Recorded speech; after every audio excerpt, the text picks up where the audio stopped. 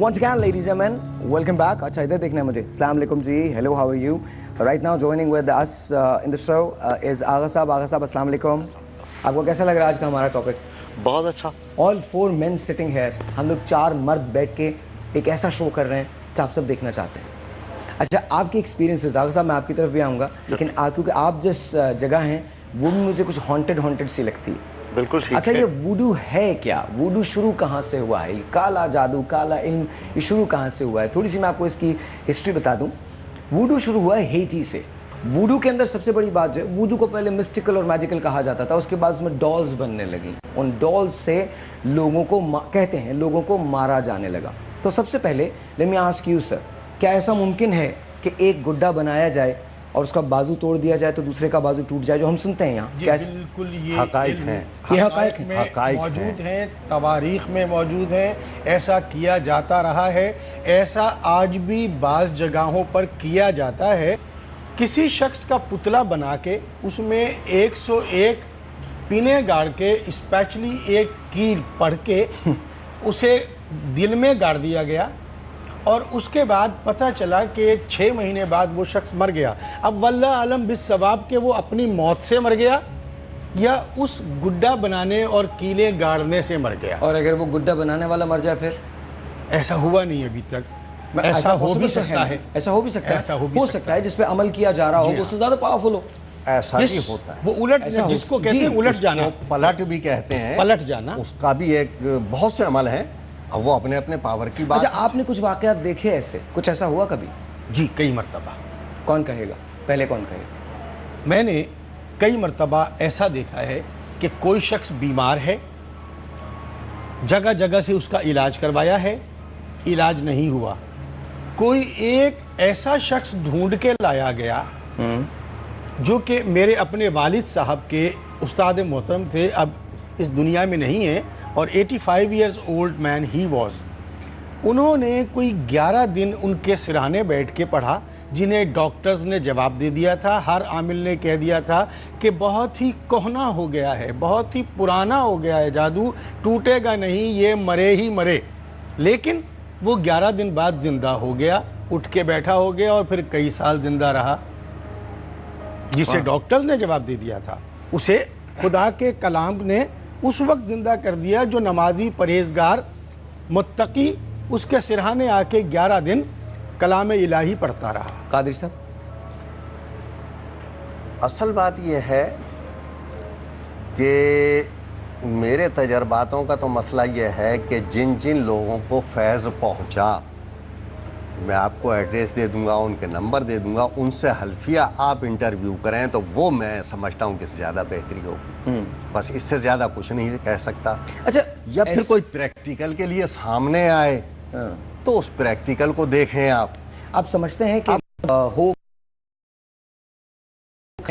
जो सही नहीं है, जो गलत बयानियों से काम है बेइंतहा. ये इस दौर में आपको बताऊं बेटा कि इस दौर में ये बहुत फैल गया है. हमारे अपने ही लोगों में से कुछ ऐसे हैं कि वो भटक गए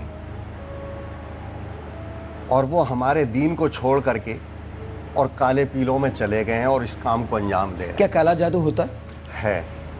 इसमें मैं अपने वालिद साहब का वाकया बताता हूं कि वो पहलवान थे अपने वक्त में. तो उनके एक साथी थे, उनका नाम इस्माइल था, मोहम्मद इस्माइल. वालिद साहब बताते हैं उससे प्रैक्टिकल है. तो वो बता रहे थे कि उनको ये शौक हुआ कि ये कामरू देश इंडिया के अंदर है. जो लोग कहते हैं ना कि बंगाल का जादू मशहूर है, बंगाल में तो आया है और ऐसा आया है कि एक तिनका उठा के फेंक दिया, वरना असल चीज जो है वो कामरू देश की है. ये लोग बंगाल बंगाल गाते हैं तो वजह ये है कि जिनकी कोई मालूमात नहीं, दीवारों पे लिखा है बंगाल का जादू. वहां का ये मैं बताऊं आपको कि वो मक्खी बना देते थे, दुम्बा बना देंगे, बकरा बना है. इंसान को, ये बिल्कुल इंसान, मतलब एक नॉर्मल जीता जाता. आपने जो अचानक मेरी जगह एक मक्खी बैठी शो कर रही है. बिल्कुल. हैदराबाद में ये वाकया, मेरे पास दुकान पर एक मुलाजिम था, उसने बताया कि एक भीख मांगने के लिए भिखारी बन के एक शख्स आया और एक दोशीज़ा थी बेचारी, नौजवान शादीशुदा, और वो मक्खी बना करके उसको ले गया. ये इल्म मुझे सिखा दें, किसी से कहें, मैं किसी को میں سچ بتا رہا ہوں, میں آپ سے میرا جھوٹ نہیں ایک کہہ رہا. بات بتا رہا ہوں, آپ ان پریکٹیکلوں کو یہ دیکھیں کہ میں حلفیہ جو ہے جن شخصوں کے ساتھ یہ معاملات واقعات ہوئے ہیں, یہ صرف کیا ہے کہ یہ اللہ رب العزت کا ایک کرم ہے.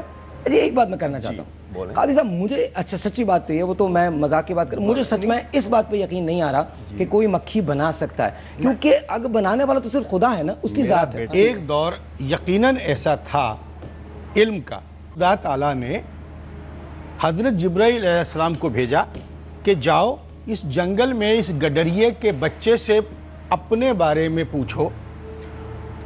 وہ آئے, ایک جنگل میں جو بھیڑیں بچہ چرا رہا تھا 11 سال کا, اس سے پوچھا تمہیں کچھ معلوم ہے کہ جبرائیل کہاں ہے؟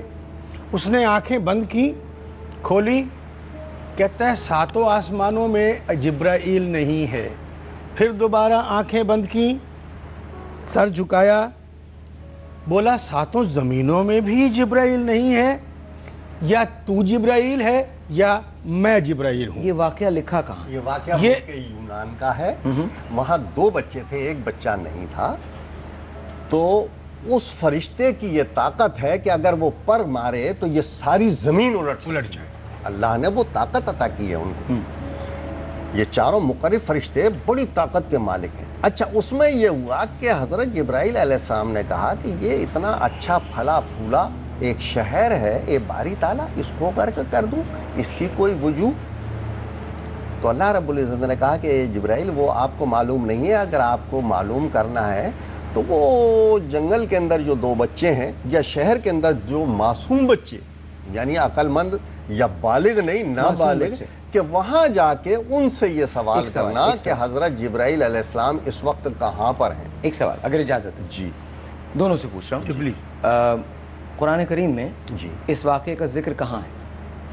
نہیں, قصص الاولیاء میں ہے, قرآن کریم میں نہیں. ایسا ہے کہ قرآن میں بھی ہے, کچھ احادیثوں میں بھی ہے, کچھ احادیث میں یہ واقعہ ہے نہیں. قصص القرآن میں یہ بات جو ہے, قرآن شریف میں قصص الانبیاء جی, وہاں آپ کو ملے گا بہت سے واقعات ایسے ہیں کہ قرآن سے نہیں, احادیث مبارکاؤں میں بھی دیے ہیں.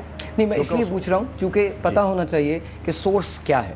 اگر میں نے یہ نہیں پڑھا تو مجھے بھی معلوم ہونا چاہیے, اور وہ لوگ جو سامنے مجھے دیکھ رہے ہیں انہوں نے نہیں پڑھا تو ان کو بھی سورس کا پتہ. اس میں بھی ایسا ہے, میں بتاؤں, یہ صرف علم جفر کا مسئلہ تھا. وہ ایک علم ہے, علم جفر بھی, عادات, لیکن جو ہاں نہیں ہوتا تو علم العادات علیحدہ ہے, رمل علیحدہ ہے, علم جفر علیحدہ. جفار ایسا ہے کہ آپ جو کھا کے آئیں, جو پرانے منجے ہوئے اس کے جفار, وہ آپ کو کھایا ہوا بھی بتا دیں گے. جسے ہم علم الاخبار کے نام سے جانتے ہیں. 2 قسم کا ہے نا, ایک علم الاثار اور علم الاخبار.